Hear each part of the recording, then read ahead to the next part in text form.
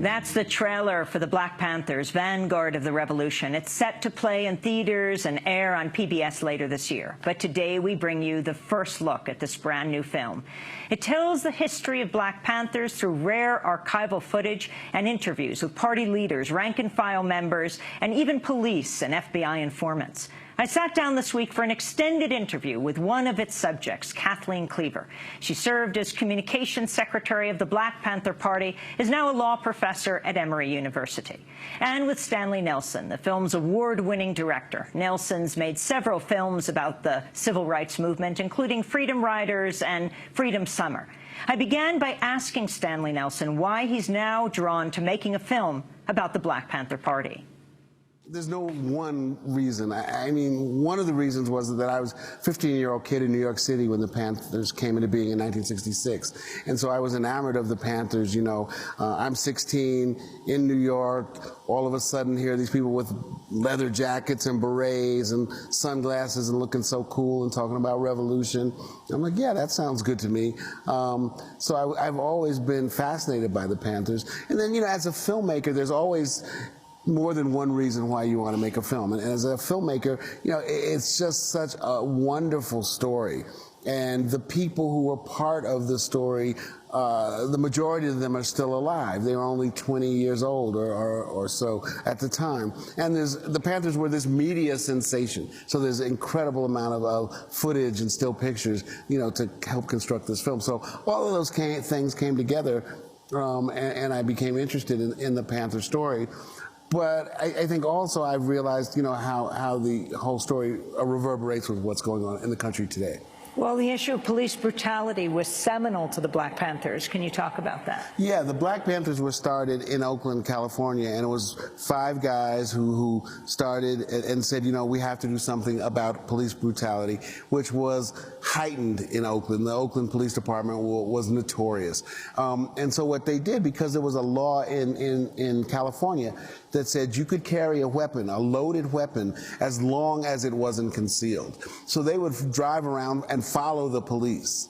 And when the police jumped out to make a stop, they would jump out behind the police and with their guns drawn and stand a little ways back and with their guns drawn and make sure that no brutality or violence occurred on the part of the police. And that's how the Panthers started. And from there, from these 5 or 6 guys, the movement just took off. And explain who they were, those 5 or 6 guys. They were college students. You know, this was Huey Newton, Bobby Seale, a couple of others. And they were college students, by and large, who just wanted to end the brutality that was in their lives with the police. Kathleen Cleaver, how did you become a leader of the Black Panther Party? I met Eldridge Cleaver, who came to a conference that SNCC had organized. He spoke at the conference. And when he went back to California, we were in love. And he wanted me to come and visit him. And I came to visit him in California. I came back to Atlanta in August. And in October, Huey Newton was shot, and he was wounded, and he was facing the gas chamber if convicted of police murder. And Eldridge said, you've got to come out here and help us. So I came back to California, I think it was in November, to work with the Panthers on that case. We got married in December. You were born in Texas? Yes, unfortunately. How did you go from where you came from to be a member of the Black Panther Party? Well, it's not that complex. My parents were very well educated. They met at the University of Michigan, and my father had been an activist. He'd been working on NAACP campaigns in Texas to win the right to vote. My mother had been protesting school segregation in Richmond, Virginia. So my parents were part of civil rights activism, and the way I was brought up, and I lived in Alabama, where the movement started, and I wanted to be in the Student Nonviolent Coordinating Committee when I was in high school. I wanted to do what those students were doing, protesting segregation in the South. I couldn't get there, and finally in New York in 1966, about 2 weeks after they called for Black Power, I was able to get into SNCC, and I was thrilled. It was the best thing that ever happened in my life. I could work in the Black Power movement. I could be in this revolution. That was it. And that was the beginning, and that's how I ended up in the Panthers, and that's how I continued. And how did the Black Panthers compare to SNCC in terms of their goals, what they were responding to? SNCC was on the decline. SNCC was actually collapsing When I got there, I didn't know this, but SNCC was an organization that was dependent on funding from outside, and once it turned into a Black Power organization, and there were some other issues that happened, the funding dried up, and people, when I came in, you had to basically support yourself, no money. And so the organization was declining, it was getting smaller. When I got involved with the Black Panthers, it was a brand new group.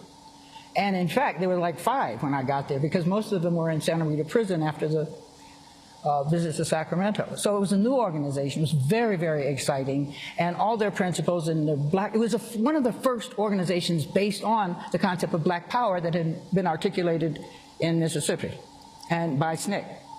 And so I got involved with them. In December, Eldridge and I got married, and I stayed out there and continued to work with the Panthers.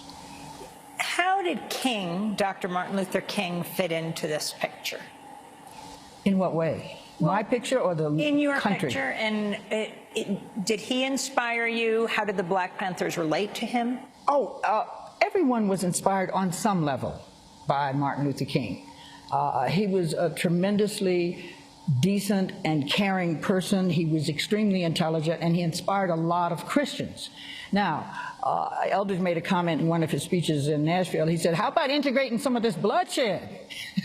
That was one of the issues we had, that it was too much that Black people should absorb all the punishment, and we should be forgiving, and we should want to be peaceful in the face of murderous brutality in the middle of the Vietnam War. Well, that wasn't really a message that a lot of young people cared for. And so when the Black Panthers came out and started talking about self-defense, droves and droves of young people wanted to do that, and I thought that was the best, that's the best. We followed Robert Williams, and he said, if you are confronted by a racist who believes himself superior, then he has, and you're armed, he has to consider, does he want to risk his superior life to take your inferior life? And if you have a gun, you can put him in that position, and 9 times out of 10, he doesn't, and that's the end of the violence. So we believe self-defense was a way to put a reduction into violence, and I accept that. Stanley Nelson, you've done a documentary in the Freedom Riders on Freedom Summer. So as you were doing those, the Black Panthers, you were clearly looking at, people are responding to as you go further on into the 60s. How do they compare in their strategy? Well, I think it's a different strategy, but I think it was, you know, it was a natural offshoot of some of those movements. So Freedom Riders leads into Freedom Summer. You know, what happens at the end of Freedom Summer is at the Democratic National Convention, the Mississippi Freedom Democratic Party is defeated, you know, in kind of an underhanded way by Lyndon Johnson and his forces. And so many of the people in SNCC at that time felt betrayed. They felt, we've done everything we can do. We've done it the right way. We've done everything. You've said you're on our side. And then when we get to the moment when we have to share power, you back out. So and this was to replace the all-white Mississippi Party with the integrated party. Right, and Johnson, you know, it's too long a story to tell right here, but Lyndon Johnson engineers kind of underhanded way to defeat them.